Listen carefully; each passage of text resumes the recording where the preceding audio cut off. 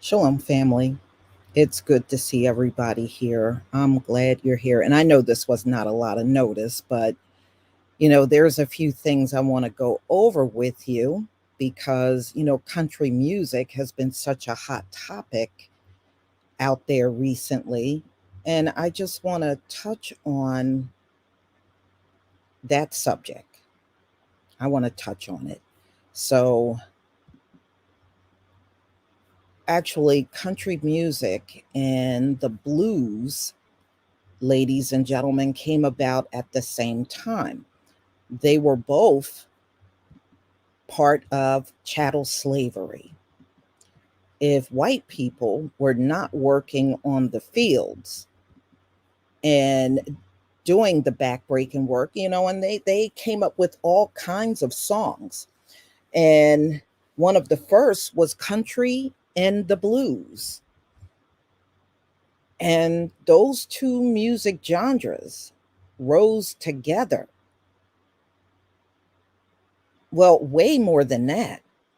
Do y'all know all lullabies came from Black women?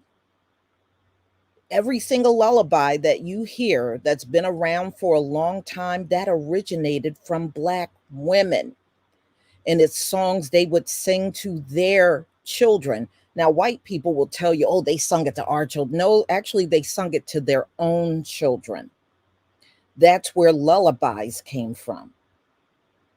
So, we're going to talk about country music because Beyonce has been in the news lately for two releases that she did.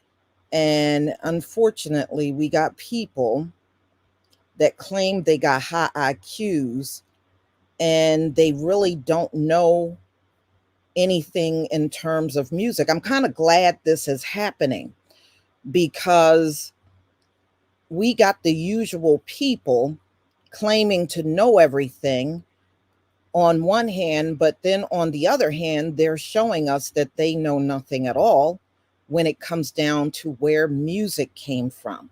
So let them come out and out themselves. This is exactly what you want. You want them to out themselves. So the only thing I have seen, it don't matter if they are famous or they're a nobody, they seem to be neck and neck as far as their knowledge of music. So we're going to talk about this, and I promise I won't keep you long. I don't want to babble your ears off. Thank you, dark skinned brother, for the super sticker. Thank you. Okay. If anything, we should be fans of every music genre because they all came from us. Don't let other Black men and women tell you you can't listen to rock and roll. You sure can. It came from us. You can listen to the blues, you can listen to country, any music genre that came from us. You got every right on this planet to listen to it. And if you want to become an artist under those same different music genres, you have the right to do that. But unfortunately, those that claim they have high IQs and really don't want to dictate what we can do and what we can't do. And they don't realize they wouldn't even have the music if it wasn't for our people being out on those burning hot plantation fields. So, to pass the time away as they work, they sung the blues and they sung country music. That's why both of those music genres have a gospel sound or twist to it. And we know where gospel came from. Gospel came from our people. Okay. So there's nothing wrong with Beyonce crossing over to country because that originated with us. So we're going to talk about that briefly. And the man that you see in black and white, I just want to know, does anybody know who this man is that you see in black and white on this same pic? Does anybody know who this is? Give me a one if you do. Give me a two if you don't know who this is.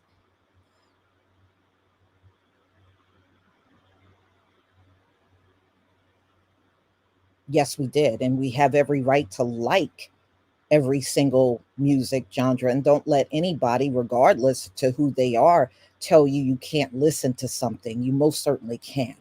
All right, y'all. The man that you are looking at, and we're going to talk about him, his name is Deford Bailey. Deford Bailey is the first to record a country song in all of America. The first country song ever recorded in the history of America was done by Deford Bailey, a black man.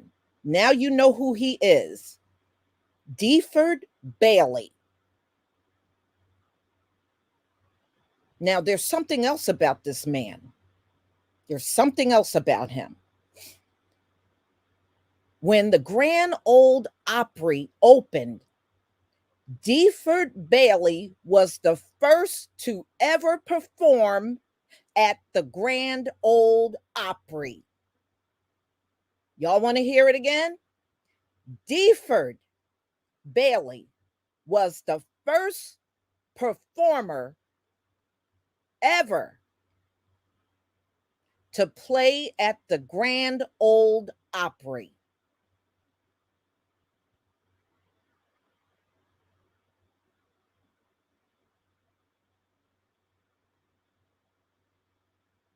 And there's a reason why I put the guitar in this picture. The guitar is the creation also of a black man.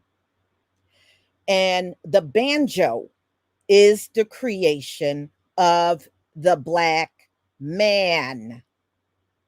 And these instruments are heavily used in country music. Even these white supremacist KKK artists that are on stage with a guitar, they're on stage with a black man's creation. Okay.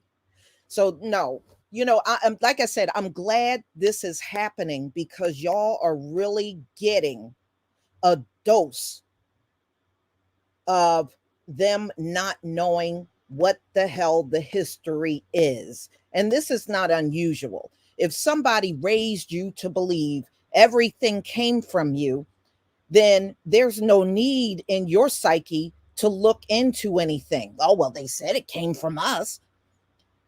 But see, somebody that thinks clearly will say, you know what, let me go and look and see where this really came from. But unfortunately, they are not quite at that level. Just understand that. Now, Deford came out with a song that mimicked the sound of a train. And it was real popular back in those times. Now, he was born in 1899. So never forget when they come and tell you country music came from white people, then that's impossible. Then if it came from white people, there's no way they would have let the first recording of a country song be a black man. All right. They know where it came from, y'all. And he is a big part of the Grand Ole Opry. They dedicate a big segment over there to him. So they know who the black artists are. They can play all brand new and everything, you know, because I know when I was talking about this before, this was a few years back, a lot of our people thought Charlie Pride was the first black artist. He wasn't. He wasn't at all. Dark Skin Brother, thank you for the super chat. They will be saying our fathers have inherited lies in the end. Yes, they will. Yes, they will. All right. So I want to get into this. Let me get rid of what I have on the screen.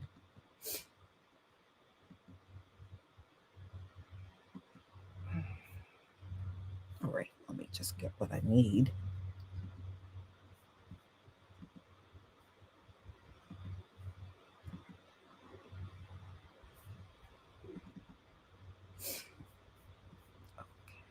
No, not you.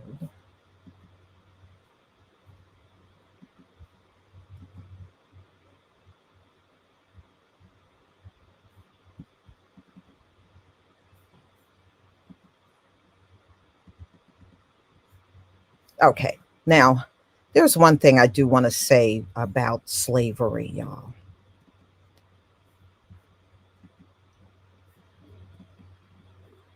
All right.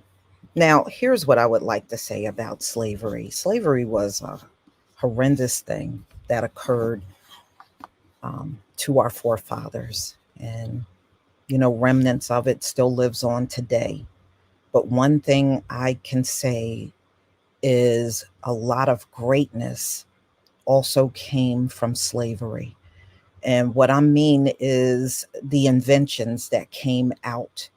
And don't let these folks tell you inventions came from them. It wouldn't even make sense for inventions to come from the people that weren't doing the work. It would make sense for the inventions to come from the people that were doing the work because they were trying to look for an efficient way to do the same work and also do it quicker. So, why would the people that were sitting around doing nothing come up with all of the inventions? It doesn't make sense that it would come from them. It would make plenty of sense that it came from the ones that were out there doing the work. All right. And as far as music, what else did the slaves have other than back-breaking work? And they sung the songs to, help pass the time and did what they had to do to survive through it. So never let them tell you you didn't come up with anything. If we didn't come up with anything, America would not be half as efficient as it is now. And one thing, y'all, when we come up with a music genre, it lives on forever.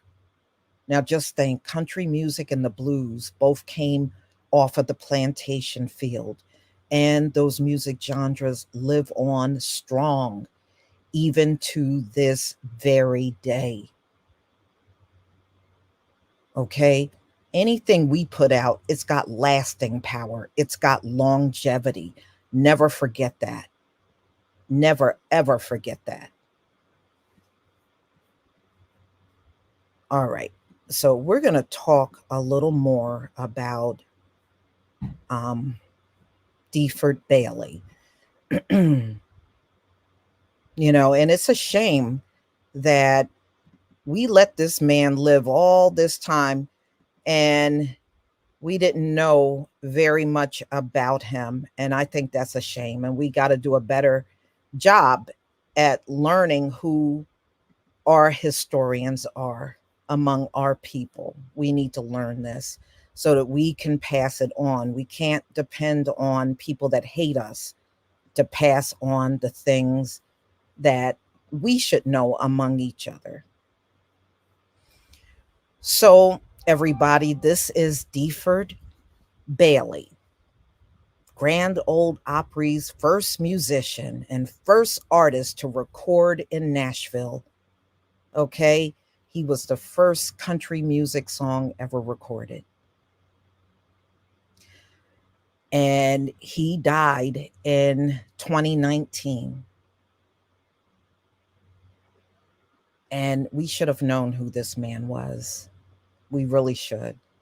But because history, especially ours, is so lackadaisical in America for obvious reasons, we did not get to know and love this man like he should have been loved and admired by us.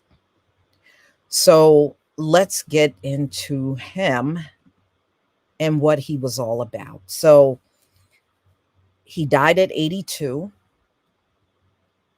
And he, like I said, he was the first to play at the Grand Ole Opry, the first to record a country song. Now, he died, and unfortunately, a pretty tragic death, too. So he suffered from kidney, heart failure, and he had congested lungs. So before he had passed on, Bailey was released to the hospital, and then, he was taken home where he finally passed on. He had a daughter.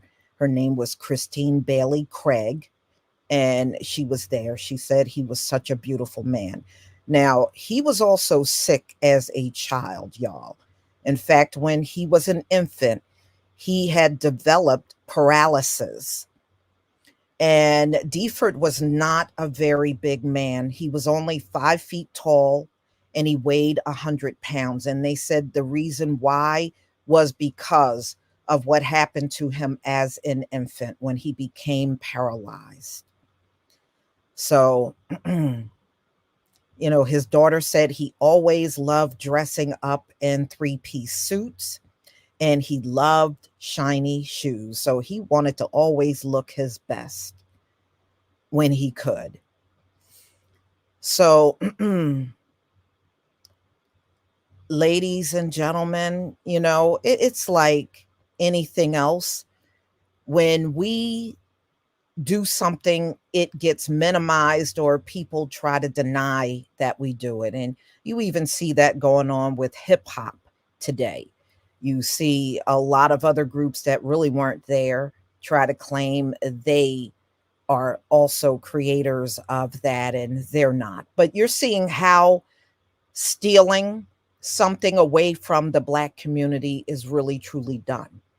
You know, you'll get all of these random people coming out of nowhere claiming something is theirs, and they do what they always do. They claim it's theirs and then never prove a thing. And that's the same thing with country music. You got all these white people claiming it's theirs and they don't prove nothing. It's just I'm white and I say so. So so there was a Saturday night barn dance program, and in December of 1927, they had announced this musician that took his harmonica and would sound like a train. Well, that person was Deford Bailey. And back then, they had the Grand Old Opry, but people would, that weren't there would tune in on the radio. And Deford was the one that played that harmonica, and he played something called Pan American Blues. All right. And it sounds like a fast moving freight train. Actually, you can hear the recording on YouTube. I wish I could have gotten it for you, but I could not. Um, for copyright purposes, I could not play it, you know, and but you are free to go out and listen to Deford Bailey's music. So Mr. Bailey made records in Atlanta and New York. And when RCA Victor came to Nashville to look for country artists in 1928, he cut 8 sides for Victor, the first sessions ever in Nashville. Two achievement landmarks in the history of country music are made even more remarkable by the fact that Mr. Bailey was Black. He was born in 1899 in Smith County. At the age of 3, he became he had infantile paralysis, which stunted his growth. So he was about 5 feet tall and he weighed about 100 pounds. And he had a deformed chest cavity because of it. Everyone in his family were musicians. They played what was called old timey black hillbilly music that had one foot in the blues and the other foot in country. Mr. Bailey learned to play the harmonica while bedridden as a child. So when he was sick as a child, he laid in bed and just kept blowing on that harmonica until he mastered it.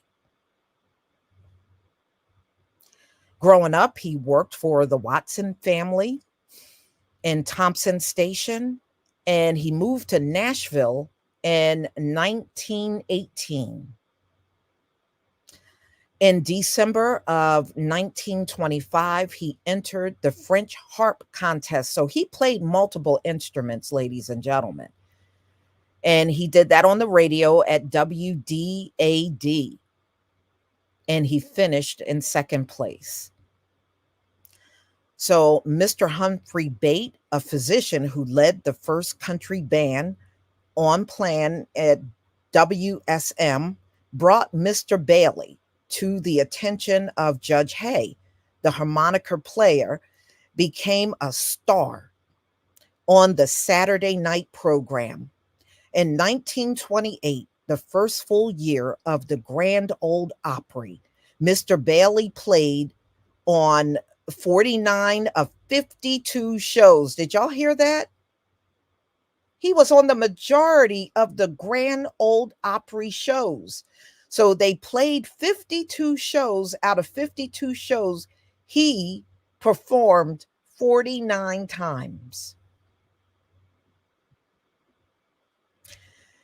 20 more appearance than most artists that frequent the Grand Ole Opry. So he performed and had more shine on the Grand Ole Opry back in those times than any other artist.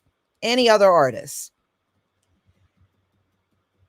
Okay, so he also went on the road and performed, you know, and he worked for several years as an artist, you know, so he became very popular on the Grand Ole Opry. So he was literally there until he was dismissed. You know how these folks are.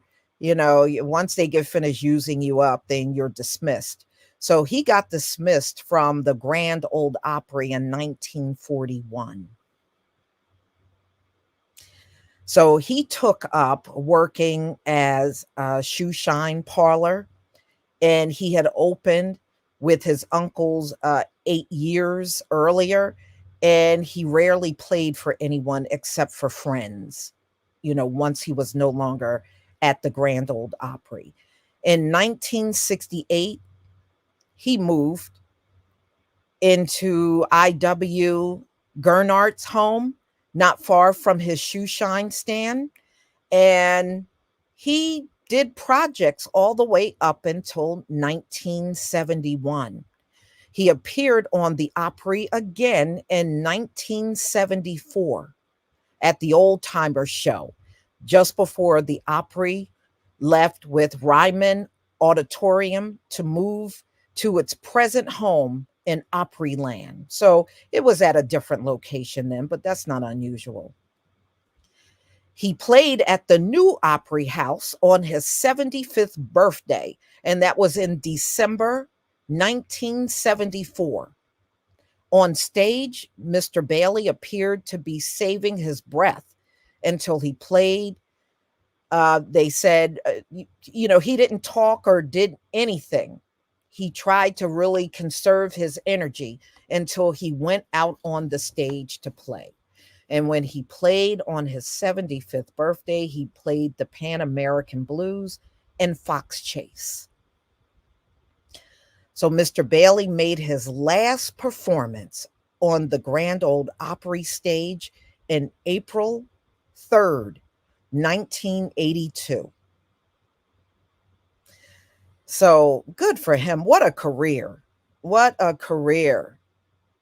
You know, for somebody to come out like that, to be the first in country music, and you performed all the way up until 1982 and was able to do so, that is amazing.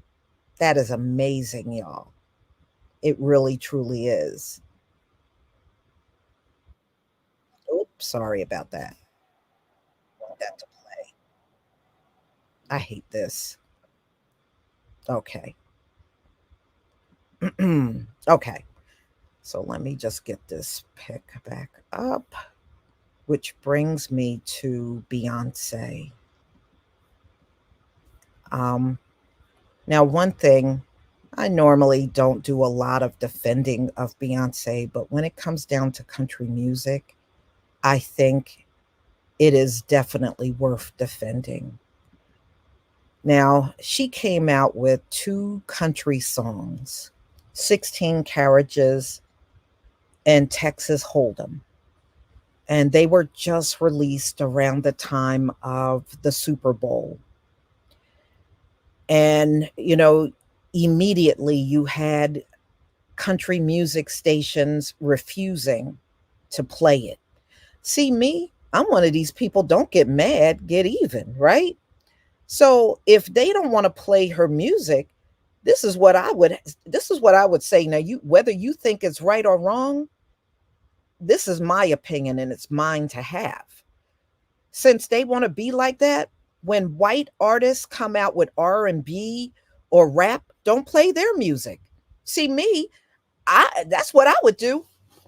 I wouldn't be fighting to get it on. Okay, well, you don't want to play it. Okay, but when your artists come out with stuff, I'm not going to play it on our stations. We can play that game. You want to play that game? We'll play that game. So, that's what I would have done. I'm telling you, that's what I would have done. But I saw some of the music stations like in Oklahoma. I think there was one in Oklahoma. The Beehive, Beyonce's fan base, the Beehives, they called and I guess they hassled the radio station so much that they're now playing her music.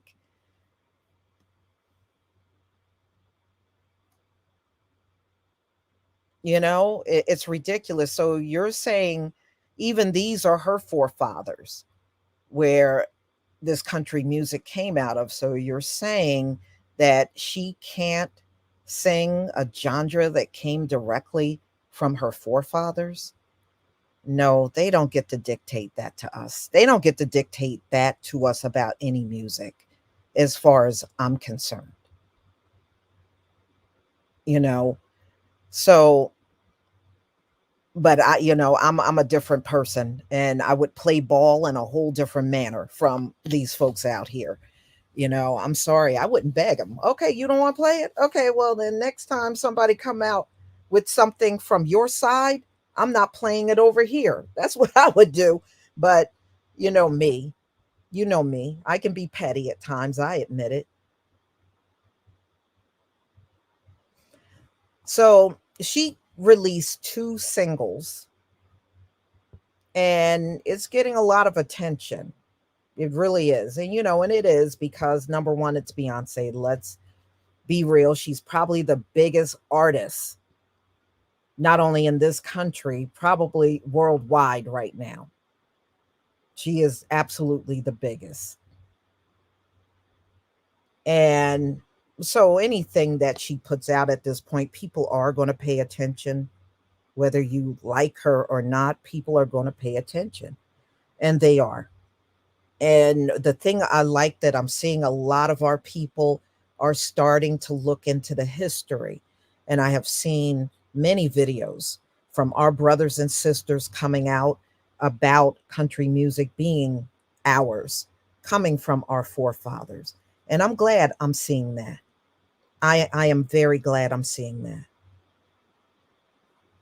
But other groups of people claiming things that we did is, y'all, that's just a way of life in America.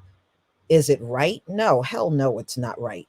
But it's up to us to open our mouth and speak out about it when those things happen. So that's all I wanted to go over today with you, ladies and gentlemen. If nothing else, I hope you learned something today from this. And if you are the kind of person that already knew this information, make sure you are passing it on to other people in our community. Because if you're going to teach your kids Black history, start here. Start with the music. Our children love music.